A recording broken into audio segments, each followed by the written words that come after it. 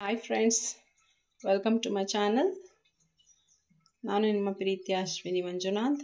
ಹೇಗಿದ್ದೀರಾ ಫ್ರೆಂಡ್ಸ್? ಎಲ್ಲ ಚೆನ್ನಾಗಿದ್ದೀರಾ ಅಂತ ಭಾವಿಸ್ತೇನೆ. ನಾನು ಇವತ್ತಿನ ವಿಡಿಯೋದಲ್ಲಿ ಕ್ಯಾರೆಟ್ ಚಿತ್ರಾನ್ನ ಮಾಡ್ತಾ ಇದ್ದೀನಿ. ಇದು ತುಂಬ ಚೆನ್ನಾಗಿರುತ್ತೆ. ಹಾಗೆ ಈ ಥರ ಕ್ಯಾರೆಟ್ ತುರ್ದಿ ಚಿತ್ರಾನ್ನ ಮಾಡೋದ್ರಿಂದ ಬೇರೆ ಥರನೇ ಟೇಸ್ಟ್ ಇರುತ್ತೆ. ಮಕ್ಕಳಿಗೂ ತಿನ್ನೋದಕ್ಕೂ ತುಂಬ ಚೆನ್ನಾಗಿರುತ್ತೆ. ಮಕ್ಕಳು ತರಕಾರಿ ತಿನ್ನೋದಿಲ್ವಲ್ಲ, ಆ ಟೈಮ್ನಲ್ಲಿ ಈ ಥರ ಮಾಡಿಕೊಟ್ರೆ ಅವ್ರಿಗೆ ತರಕಾರಿ ತಿಂತಾ ಇದ್ದೀನಿ ಅಂತ ಅನಿಸೋ ಫೀಲೇ ಇರೋದಿಲ್ಲ. ಅದಕ್ಕೋಸ್ಕರ ನಾನಿವತ್ತು ಒಂದು ಒಳ್ಳೆ ರೀತಿಯಲ್ಲಿ ಕ್ಯಾರೆಟ್ ಚಿತ್ರಾನ್ನವನ್ನು ಹೇಗೆ ಟೇಸ್ಟಿಯಾಗಿ ಮಾಡೋದು ಅಂತ ತೋರಿಸ್ಕೊಡ್ತೀನಿ. ಅದಕ್ಕೂ ಮುಂಚೆ ನೀವು ಮಾಡಬೇಕಾಗಿರೋದು ಇಷ್ಟೇ, ನನ್ನ ಚಾನಲನ್ನು ಸಬ್ಸ್ಕ್ರೈಬ್ ಮಾಡಿ, ಹಾಗೆ ಬೆಲ್ ಐಕಾನನ್ನು ಪ್ರೆಸ್ ಮಾಡಿ, ಏಕೆಂದರೆ ನಾನು ಹಾಕೋಂಥ ವಿಡಿಯೋಗಳು ನಿಮಗೆ ಮೊದಲೇ ತಲುಪುತ್ತೆ.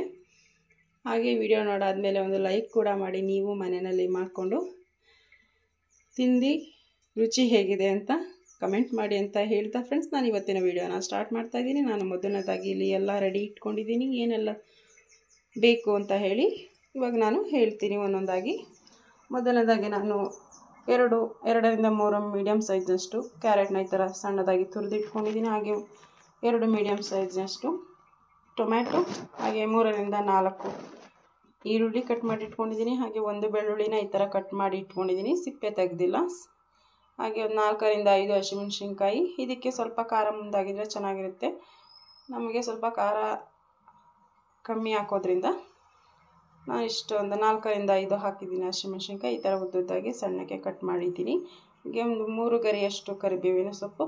ಹಾಗೆ ಮಾಡಲಿಕ್ಕೆ ಒಂದು 100 ml ಆಯಿಲ್, ಹಾಗೆ ಸ್ವಲ್ಪ ಕಾಯಿ ತುರಿ, 1 ಟೇಬಲ್ ಸ್ಪೂನಷ್ಟು ಸಾಸಿವೆ, 2 ಟೇಬಲ್ ಸ್ಪೂನಷ್ಟು ಕಡಲೆ ಬೀಜ, ಹಾಗೆ ಅರ್ಧ ಟೇಬಲ್ ಸ್ಪೂನಷ್ಟು ಜೀರಿಗೆ, 2 ಟೇಬಲ್ ಸ್ಪೂನ್ ಕಡಲೆಬೇಳೆ, ಕೊತ್ತಂಬರಿ ಸೊಪ್ಪು ಸ್ವಲ್ಪ, ಹಾಗೆ ರುಚಿಗೆ ತಕ್ಕಷ್ಟು ಉಪ್ಪಿನ ಪುಡಿ ಯೂಸ್ ಮಾಡ್ತಾ ಇದ್ದೀನಿ ನಾನಿವತ್ತು.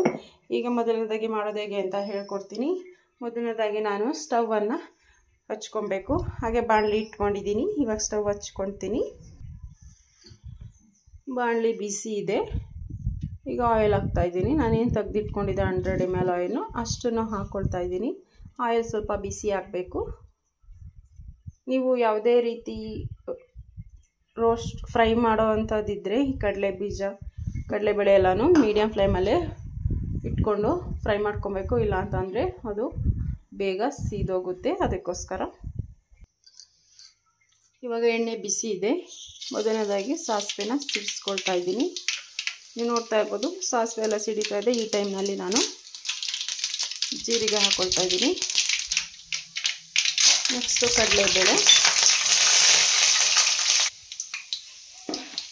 ಕಡಲೆಬೇಳೆ ಗೋಲ್ಡನ್ ಬ್ರೌನ್ ಕಲರ್ ಬರೋ ತನಕ ಫ್ರೈ ಮಾಡ್ಕೊಬೇಕು. ನೋಡಿ ಈ ಥರ ಈ ಕಲರ್ ಬರಬೇಕು, ಇಲ್ಲ ಅಂತಂದರೆ ತಿನ್ನಲಿಕ್ಕಷ್ಟು ಚೆನ್ನಾಗಿರೋದಿಲ್ಲ.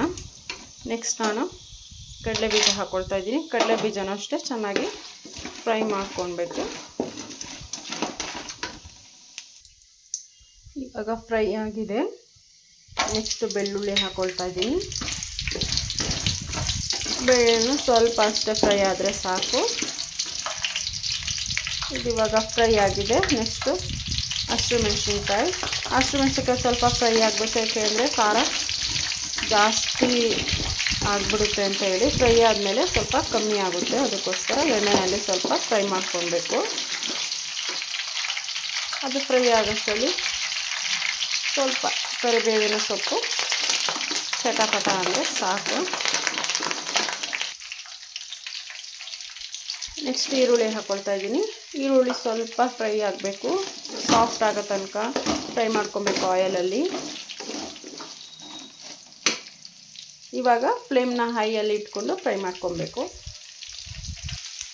ಈರುಳ್ಳಿ ಫ್ರೈ ಆಗಿದೆ. ಈ ಟೈಮ್ನಲ್ಲಿ ಟೊಮೆಟೊ ಹಾಕ್ಕೊಂಡು, ಟೊಮೆಟೊ ಚೆನ್ನಾಗಿ ಸಾಫ್ಟ್ ಆಗಬೇಕು ಮತ್ತು ಆಯಿಲೆಲ್ಲ ಬಿಟ್ಕೊಬೇಕು. ಅಲ್ಲಿ ತನಕ ಫ್ರೈ ಮಾಡ್ಕೊಬೇಕು. ಅದಾಗಬೇಕು ಅಂದರೆ ಸ್ವಲ್ಪ ರುಚಿಯನ್ನು ಹಾಕ್ಕೊಂಡ್ರೆ ಬೇಗ ಫ್ರೈ ಆಗುತ್ತೆ, ಸಾಫ್ಟಾಗಿ ಕೂಡ ಬರುತ್ತೆ.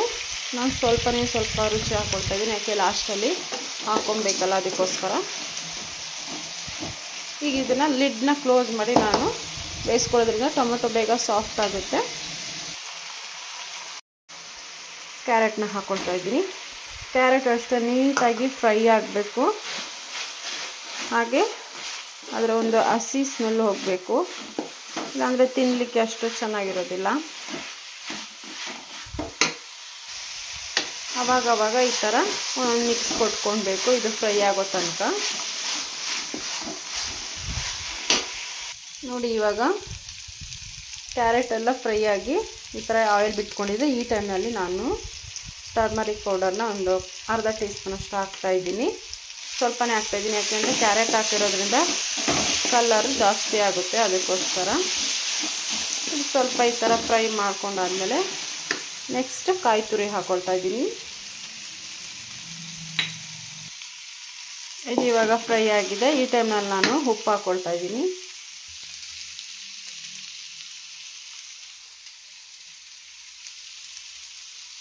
ರುಚಿ ಹಾಕಿದ್ಮೇಲೆ ನಾವು ಜಾಸ್ತಿ ಫ್ರೈ ಮಾಡೋ ಅವಶ್ಯಕತೆ ಇಲ್ಲ. ಜಾಸ್ತಿ ಫ್ರೈ ಮಾಡೋದ್ರಿಂದ ರೈಸ್ಗೆ ಕಲಿಸ್ಕೊಂಡು ತಿನ್ಬೇಕಾದ್ರೆ ಬೆಳ್ಳುಳ್ಳಿ ಎಲ್ಲ ಅದೇ ರುಚಿ ಎಳ್ಕೊಂಡಿರುತ್ತೆ, ಅದೇ ಸಿಗುತ್ತೆ ಬಾಯಿಗೆ. ಅದಕ್ಕೋಸ್ಕರ ಒಂದು ಸೆಕೆಂಡ್ ಈ ಥರ ಮಾಡಿದ್ರೆ ಸಾಕು. ಈಗ ನಾನು ಸ್ಟವ್ ಆಫ್ ಮಾಡಿಕೊಂಡು ನೆಕ್ಸ್ಟು ಲಾಸ್ಟಲ್ಲಿ ಫೈನಲ್ ಟಚಪ್ ಕೊತ್ತಂಬರಿ ಸೊಪ್ಪು ಹಾಕ್ತಾಯಿದ್ದೀನಿ. ನಾನಿವಾಗ ರೈಸ್ಗೆ ಕಲಿಸ್ಕೊಳ್ತೀನಿ. ನಾನು ಸರ್ವ್ ಮಾಡಿದ್ದೀನಿ. ಇವಾಗ ನೋಡ್ತಾ ಇರ್ಬೋದು ನೀವು, ಕ್ಯಾರೆಟು ಮತ್ತು ಟೊಮೆಟೊದು ಎಲ್ಲ ಮತ್ತು ಕಲರಿಂಗ್ ಕೂಡ ಸಿಂಪಲ್ಲಾಗಿ ಚೆನ್ನಾಗಿರುತ್ತೆ, ಟೇಸ್ಟು ಅಷ್ಟೇ ಚೆನ್ನಾಗಿರುತ್ತೆ. ಈ ವಿಡಿಯೋ ಇಷ್ಟ ಆಗಿದೆ ಅಂತ ನಾನು ಭಾವಿಸ್ತೇನೆ ಫ್ರೆಂಡ್ಸ್. ನೆಕ್ಸ್ಟ್ ವಿಡಿಯೋದಲ್ಲಿ ಸಿಗ್ತೀನಿ. ಅಲ್ಲಿ ತನಕ ಟೇಕ್ ಕೇರ್ ಫ್ರೆಂಡ್ಸ್. ಬಾಯ್ ಬಾಯ್.